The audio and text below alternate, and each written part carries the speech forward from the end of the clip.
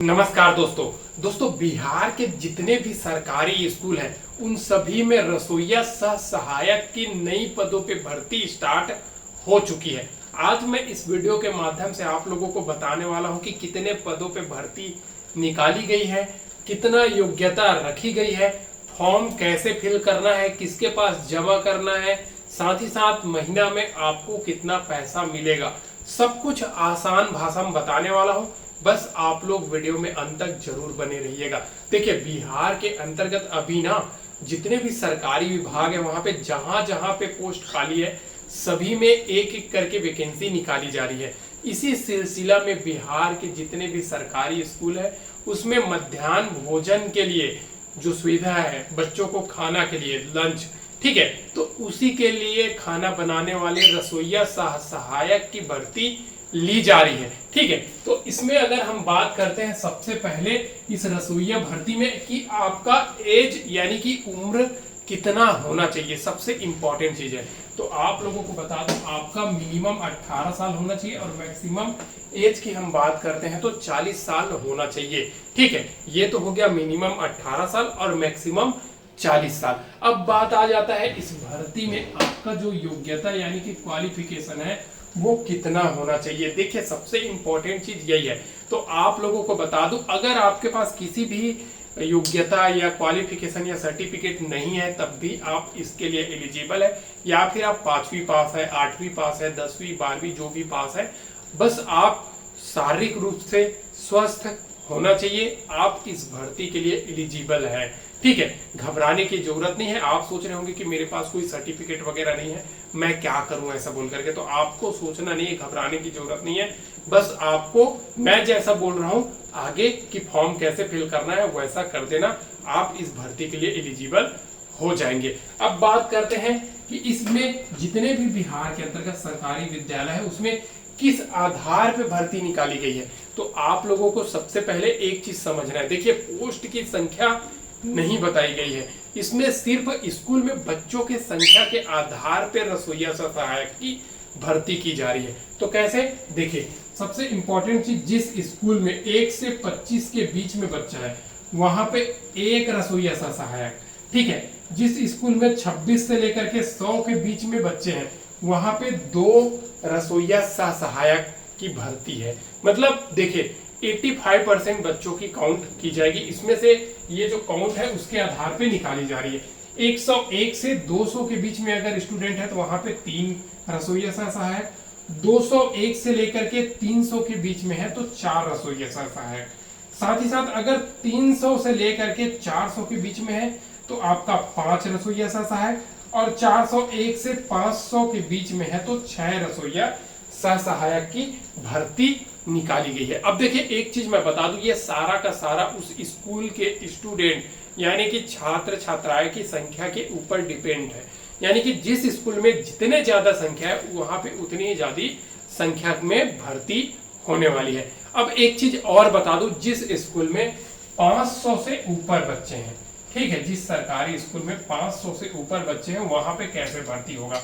तो भैया वहां पे भर्ती का सवाल है ना, ये आप लोगों को बता दूं 500 से ज्यादा बच्चे हैं वहां पे प्रत्येक एक्स्ट्रा 300 बच्चे में एक रसोइया सहायक की भर्ती की जाएगी।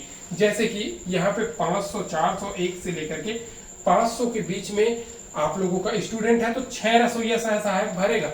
लेकिन 5 से ऊपर है, जैसे कि आप लोगों का 800 है किसी स्कूल में, ठीक है, अब 800 है तो यहाँ पे टोटल 7 रसोइया सहायक की भर्ती की जाएगी। ठीक है, तो घबराने की आपको जरूरत नहीं है। अब देखिए, ये तो हो गया आपका वैकेंसी की संख्या, यानी कि जितने भी सरकारी स्कूल है उन सभी स्कूल में वहां की पढ़ने वाले बच्चों के आधार पे ही रसोइया सहायक की भर्ती की जा रही है। अब देखिए, सबसे इंपॉर्टेंट चीज, इसमें फॉर्म कैसे भरना है। ठीक है, तो आप लोगों को देखिए योग्यता बता दिया, वैकेंसी की संख्या बता दिया, अब मैं फॉर्म कैसे भरना है तो आपको बता दूं, आप अपने स्कूल के जो गवर्नमेंट सरकारी स्कूल है वहां पे सिंपल सा आपको चले जाना है।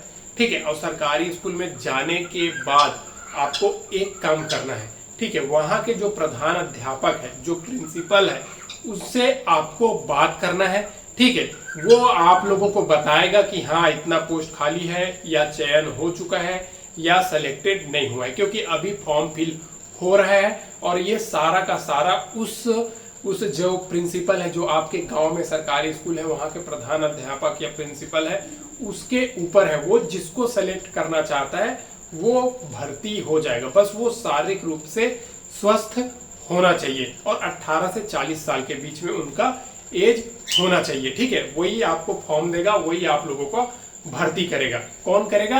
आपके जो सरकारी स्कूल है प्रधान अध्यापक वो। अब देखिए इसमें एक चीज, सबसे इंपॉर्टेंट चीज निकल करके आ रही है, वो आपके गांव में जो स्कूल है ना, वहां पे आप भर्ती होना चाहते हैं ना, तो उस गांव के निवासी आपको होना चाहिए। सबसे इंपॉर्टेंट चीज, यानी कि जहां जहां पे भी सरकारी स्कूल निकल करके आई है, गवर्नमेंट स्कूल है, उस गवर्नमेंट स्कूल के आसपास, मतलब जैसे कि वो एक विलेज या एक गांव में है, उस गांव के ही आपको निवासी होना चाहिए, तभी आप वहां पे नौकरी करने का या रसोईया बनने के लिए एलिजिबल है। ठीक है, देखिए कोई क्वालिफिकेशन नहीं मांगा है, साथ ही साथ ना तो एग्जाम हो रहा है ना तो कुछ भी हो रहा है, आपको सिर्फ भर्ती होना है।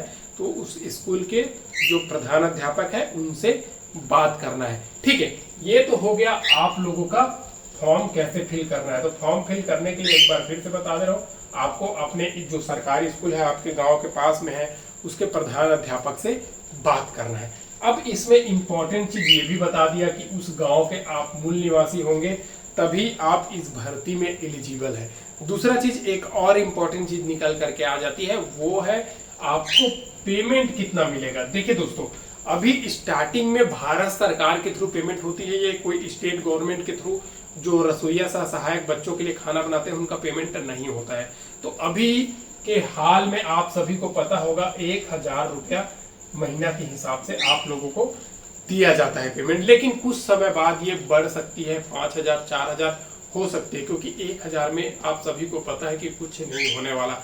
और ऐसे ऐसे सरकारी योजना निकल करके आ रही है, नई नई योजना, उन सभी में हर एक स्टेट में या सेंट्रल गवर्नमेंट के माध्यम से उन सभी का सैलरी ऑटोमेटिक इंक्रीज किया जा रहा है, यानी कि मानदेय बढ़ाते जा रहा है। तो आप लोगों को घबराना नहीं है। अगर आप करना चाहते हो तो आपके गांव में जाइए और अपने गांव के जो सरकारी स्कूल है, ठीक है, वहां के प्रधान अध्यापक से बात कीजिए। अगर हाँ उस स्कूल में भर्ती नहीं हुआ है, जगह खाली है, तो आप जाकर के वहां पे अपना आवेदन सबमिट कर सकते हैं। अब वो प्रधान अध्यापक के ऊपर है कि वो किसको सेलेक्ट करेगा, सारा का सारा उसी के ऊपर है, यानी कि वहां के प्रिंसिपल है, प्राचार्य है, जो भी है उसी के ऊपर है, वो आप लोगों को भर्ती करेगा। अब देखिए मैं आप लोगों को बता दिया इस भर्ती में फॉर्म कैसे फिल करना है। ठीक है, तो वो वही फॉर्म देगा, वही सब कुछ लिखेगा, वही सब कुछ आपका एंट्री करेगा प्रधान अध्यापक। ठीक है, तो उनसे जाकर के सब संपर्क कीजिए अपने गांव का। तो जितने भी बिहार के सरकारी स्कूल है ना,